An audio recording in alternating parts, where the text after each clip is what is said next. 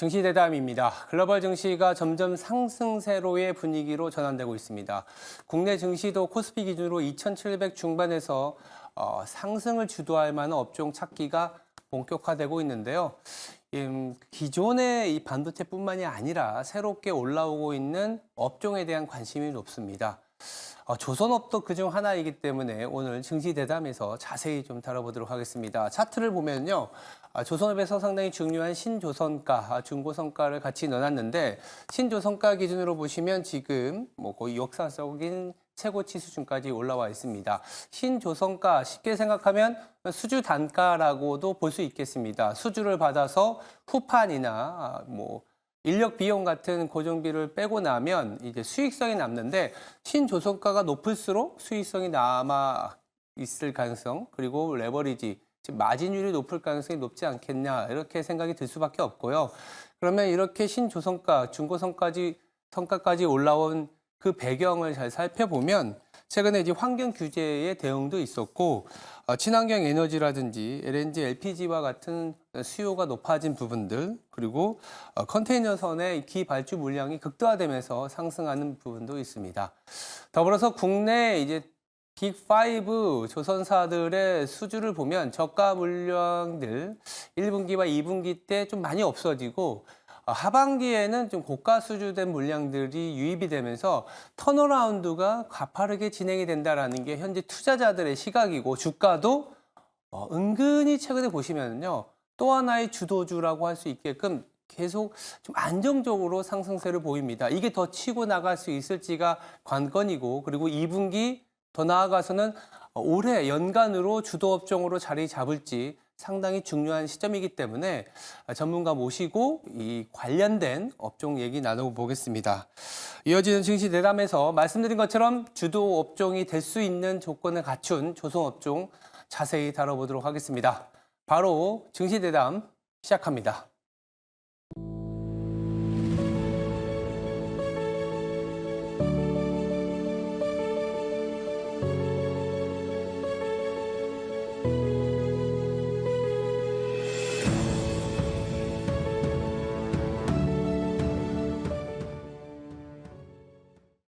네, 증시대담 이어지겠습니다.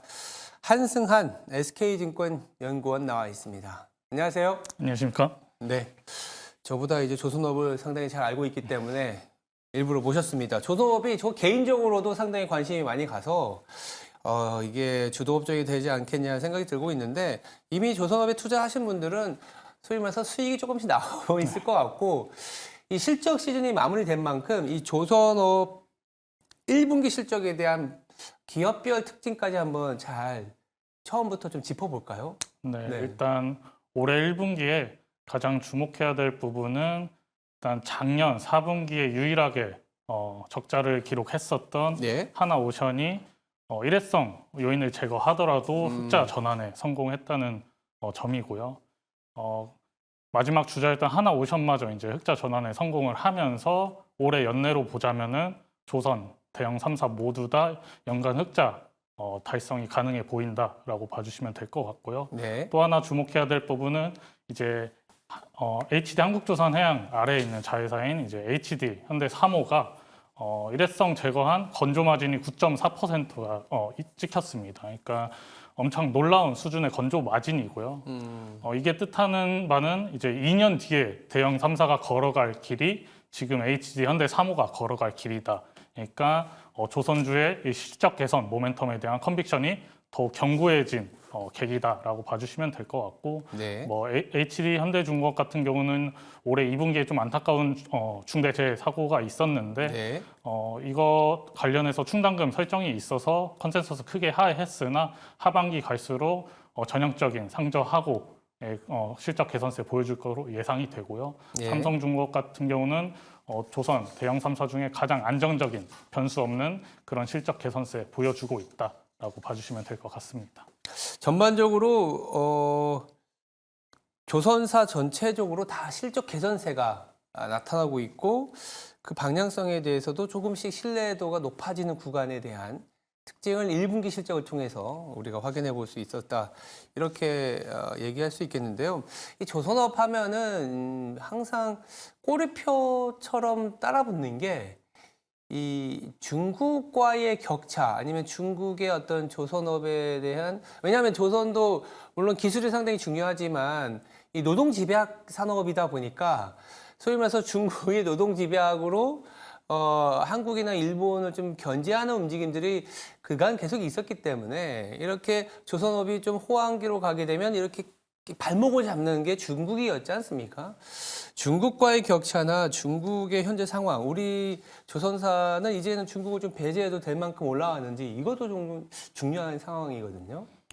사실 조선업이라는 산업 자체가 장기적으로 보면 한계성이 되게 명확한 산업입니다. 방금 말씀하셨다시피 되게 노동 집약적인 산업이고요. 그렇죠. 그렇다 보니 뭐 아주 예전에는 뭐 영국이 1등을 했다가 일본이 1등을 했다가 한국이 잠깐 1등을 했다가 지금은 중국이 1등을 하고 있는 것처럼 인건비가 올라가면 올라갈수록 뒤처질 수밖에 없는 산업이라고 이해해 주시면 될 것 같습니다.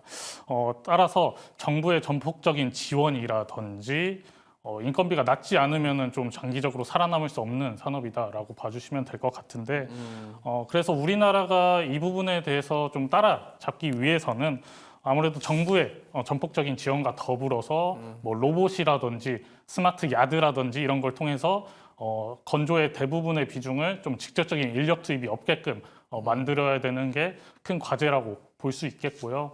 그리고 뭐 최근 들어서 가장 핫한 이제 가스 운반선, 뭐 그렇죠. LG 캐리어라든지 암모니아 운반선, 뭐 LPG 캐리어 같은 이 건조 난이도가 높은 가스 운반선을 우리나라가 건조를 하면서 좀 수명 연장이 되고 있는 느낌이다라고 이해해 주시면 될 것 같고 결국에는 차세대 연료 운반선인 에카 이산화탄소 운반선이라든지 그리고 에카 수소 운반선과 같은 이 건조 상용화가 하루빨리 이루어져야 이 중국이 발목을 잡는 그림에서 빨리 벗어날 수 있다라고 생각하고 있습니다.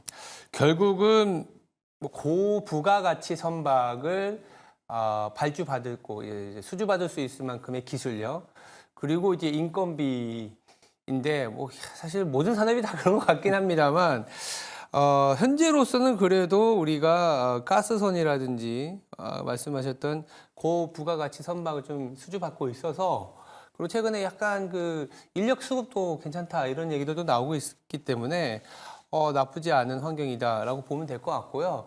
더불어서 이제 중국 얘기를 굳이 또 이제 초반에 말씀을 좀 나누고 있는 게 중국에 대한 제재가 이 조선업까지 좀 확산이 되면서 최근에 주가가 올라온 게 물론 이제 실적 개선과 실적이 바닥을 찍었다라는 어떤 기대감도 있지만 미국이 중국을 제재하면서 특히 무역을 제재하면서 이 조선업을 좀 옥죄고 있는 것도 있거든요. 그래서 미국과 중국의 갈등에서 우리나라로의 어떤 반사 이익도 있다. 이 부분은 어떤 포인트인가요?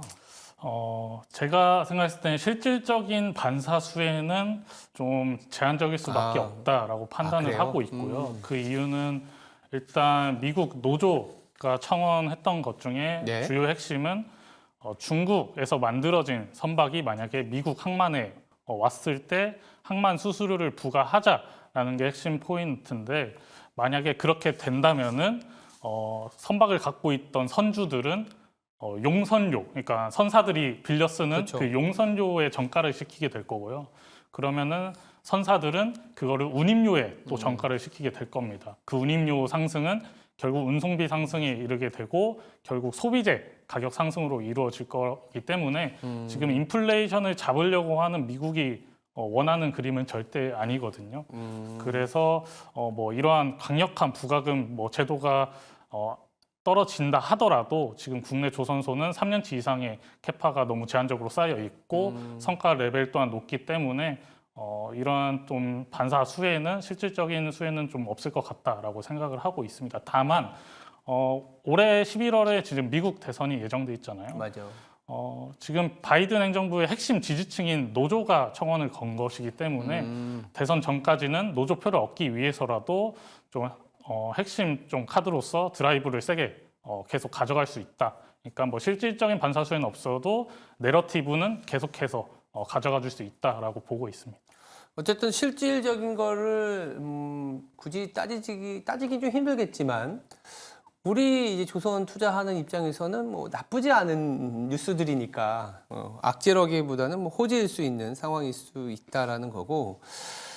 조금 더 펀더멘털로 좀 들어가서 보면 최근에 이제 조선업을 투자하는 여러 투자 포인트도 많겠지만 신조선가 당연히 최근에 상당히 높은 수준, 더불어서 FX 즉 환효과도 좀 있다라고 얘기들이 나오고 있습니다. 그러다 보니까 저는 이 말을 조심스럽게 얘기하자면 뭐 슈퍼사이클이 이러면 꼭 꺾이더라고요. 그러니까 슈퍼사이클이 지금 와 있는지 아니면 아직 더 남아 있는지도 좀 중요한 것 같은데, 이런 조선업을 둘러싼 환율이라든지 신조선가라든지 이런 어떻게 보면 펀더멘털을 짚어낼 수 있는 주요 지표들이 있을 것 같거든요. 어떤 게 있을까요? 일단은 저는 제 3차 슈퍼사이클 진입은 아직 좀 시간이 많이 좀 남아 있다. 그렇죠. 이 조선업은 또 네. 굉장히 긴 사이클이니까 맞습니다. 한 번 타면 좀 더 오래 가지 않을까 이렇게 생각도 들거든요. 시간이 좀 남아 있다고 판단을 하고 있고요. 제 3차 슈퍼사이클을 오려면 한 세 가지 정도 전제 조건이 충족이 돼야 된다고 보고 있는데, 첫 번째로는 글로벌 선사들의 이 선박 친환경 연료가 먼저 정립이 돼야 됩니다. 그러니까 지금 현재 한 세 가지 연료를 놔두고 지금 고민을 하고 있는 중인데, 네. 지금 쓰고 있는 LNG, 그리고 머스크 같은 선사가 밀고 있는 뭐 메탄올, 그리고 최근 핫한 암모니아. 그러니까 이 세 가지 연료를 놓고 차세대 연료로 무엇을 쓸 것인지를 지금 고민을 많이 하고 있다고 보고 있고, 이건 네. 그러면 선사들끼리 합의를 보는 건가요? 합의라기보다는 뭐 선사들끼리 뭐 이해관계가 조금씩 연료마다 다 다르고요. 네. 아직 생산성이라든지 뭐 경제성을 충분히 고려하고 있다라고 봐주시면 될 것 같습니다. 그럼 뭐 어느 한쪽으로 약간은 이제 쏠려갈 것이다. 네. 알겠습니다. 그래서 연료가 먼저 정립이 되는 순간 선사들이 친환경 교체 수요가 급증을 하면서 이때 대규모 발주가 나와주지 않을까 생각을 하고 있고요. 네. 그렇게 되면 두 번째로 이 노후 선대들의 패선이 올라와주길 바라면서 이 지표가 올라와줬을 때 제3차 슈퍼사이클 초기에 진입하는 구간이다라고 봐주시면 될 것 같고, 가장 좋은 컨빅션 있는 지표로 쓸 수 있는 거는 조선소의 캐파 확장 의지가 있거나 그리고 계획을 발표하게 된다면은 제3차 슈퍼사이클 초입에 진입을 했다라고 생각하셔도 무방할 것 같습니다. 일단은 친환경 선박을 발주하려면 연료를 무엇을 쓸 건지 말씀 주신 거는 LNG, 메탄올, 암모니아가 서로 이제 약간의 어떤 유불리를 보고 있는데 이게 정리되는 게 언제쯤일지 되게 어렵죠. 어떤 식으로 정리되는지가 중요할 것 같은데. 일단 국제해사기구인 IMO가 네. 지금 환경 규제를 걸고 있는데 네. 중장기 조치로서 뭐 부가금 제도라든지 이런 네. 제도를 27년부터 시행할 예정입니다. 27년부터 시행할 네. 거면 그 전에 먼저 그 발표해야 돼요? 전에 연료가 아마 좀 정립이 네. 되지 않을까 생각하고 있습니다. 그러면 건조 기간을 생각해 보면 뭐 올해 말 내년 초부터는 좀 좋은 소식이 나올 수도 있지 않을까? 그때쯤이면은 슬슬 어떤 연료로 갈지 정립이 조금씩 될 것 같습니다. 알겠습니다. 일단은 슈퍼사이클 진입을 위해서는 친환경 발주를 위한 연료의 정비, 더불어서 노후 선박이 또 폐선되는 부분들, 그리고 무엇보다 조선사의 캐파 확장 의지가 나온다면 슈퍼사이클일 수 있다. 매출이 늘어나는 거니까. 근데 아직은 이게 좀 초입이라고 하긴 좀 그렇지만 그래도 중기 이상 넘어간 것도 아닌 것 같고 아직은 초반이지 않을까라는 조심스러움 그리고 기대감을 갖고 있는 조선업입니다. 그러다 보니까 이 조선주들이 최근에 은근히 좀 올라왔어요. 그리고 뭐 삼성중공업은 오히려 다른 조선사보다 먼저 이를테면 뭐 유가 상승에 좀 베팅을 했다가 최근에는 뭐 한국조선해양 뭐 여러 가지 한화오션 같은 경우에 뭐 방산으로 엮이면서도 올라가기도 하고 이 조선주들이 상당히 많이 올랐다라고도 할 수 있는데 신규 진입도 가능한 상황인지 아니면 지금 담아도 무방한 조선주 탑픽이 있을 것 같거든요. 저는 조선주 탑픽으로는 HD 한국조선해양을 탑픽으로 제시를 드리고 그 네. 이유는 첫 번째로는 자회사들 중에 아까 말씀드렸다시피 말도 안 되게 놀라운 건조 마진 시연세를 보이고 있는 HD 현대 3호를 갖고 있다는 점이 네. 가장 중요할 것 같고요.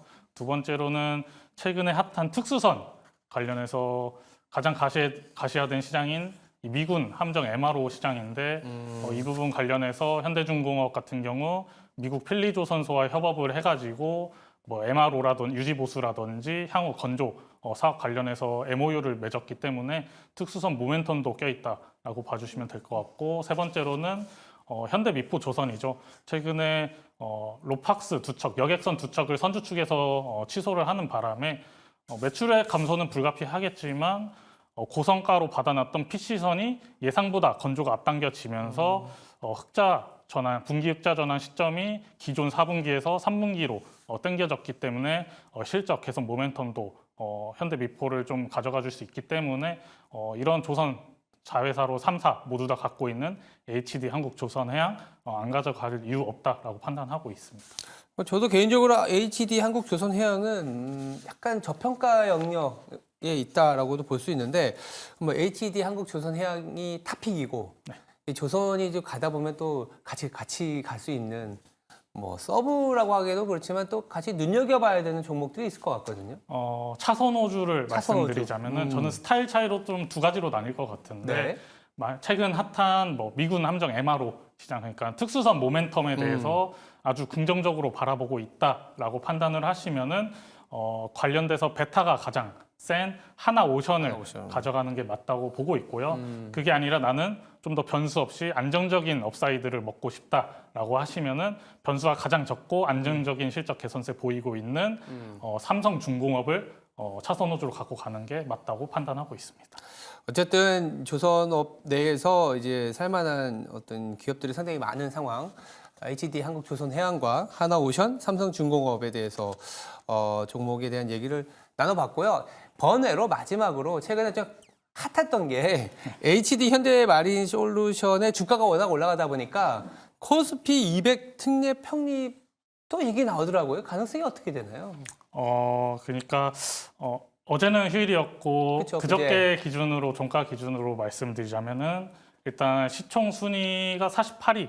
찍었습니다. 가능한 거 아닌가요? 그러니까 15거래일 평균 시총 순위가 50위 안에만 들면은 이제 코스피 200 특례 편입이 가능한데요. 네.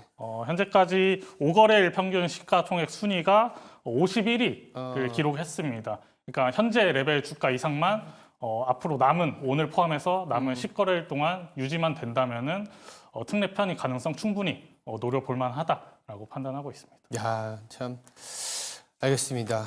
이 큰 기업을 계속 유지시키는 것도 수급이 놀랍습니다. 알겠습니다. 조선업에 대해서 보시는 분들 좀 눈여겨봐도 괜찮지 않을까라는 생각이 드는 그런 시간이었습니다. 지금까지 한승한 SK증권 연구원이었습니다. 감사합니다. 감사합니다.